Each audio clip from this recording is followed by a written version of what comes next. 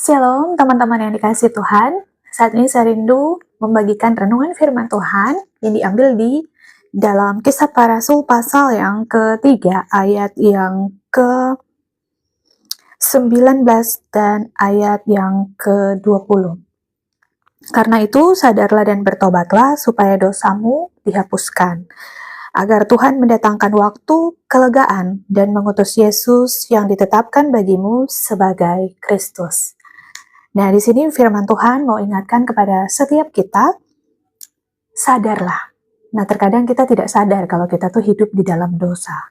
Kita enjoy-enjoy aja dan melakukan segala sesuatu yang tidak menyenangkan hati Tuhan. Dan ketika kita telah sadar, dikatakan bertobatlah. Nah, sadar dan bertobatlah supaya dosamu dihapuskan, agar Tuhan mendatangkan waktu kelegaan. Kita kalau menyimpan dosa di dalam hidup kita atau kita hidup di dalam dosa, pasti tidak ada kelegaan di dalam hati kita. Tidak ada sukacita, tidak ada damai sejahtera. Kenapa? Karena kita menyimpan dosa. Kelegaan itu kan kayak kita tarik napas,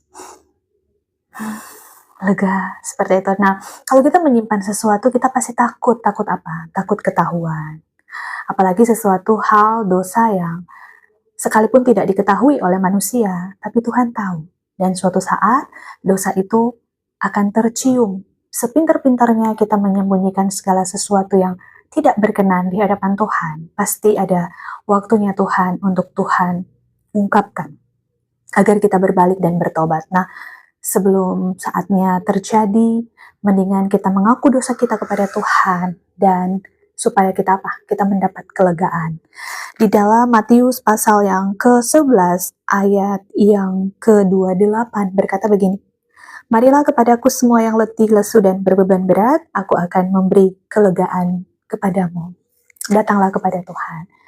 Mohonlah pengampunan kepadanya, karena dia Allah yang Maha Pengampun. Sampai saat ini dia tetap terus menunggu kita bertobat, berbalik, dan terlebih dahulu kita sadar bahwa kita adalah orang yang mungkin menyimpan sesuatu yang tidak berkenan di hadapan Tuhan, atau masih menyimpan yang tidak benar terhadap sesama kita. Oleh karena itu, mari kita memiliki kesadaran diri bahwa kita adalah orang yang sakit. Nah, makanya kenapa firman Tuhan harus bilang sadar? Karena terkadang kita tidak sadar kan kalau kita sakit. Sama seperti kalau kita sakit flu, ya kita harus minum obat flu.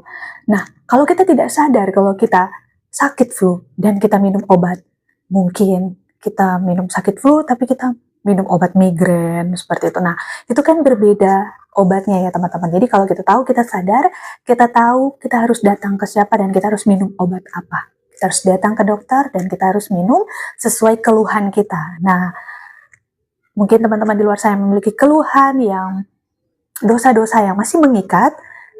Saatnya datang kepada Tuhan, meminta pengampunan, dan Tuhan yang akan memberi kelegaan bagi mereka yang mau datang kepada Tuhan. Ketika kita bertobat, kita akan hidup di dalam kelegaan bersama dengan Tuhan.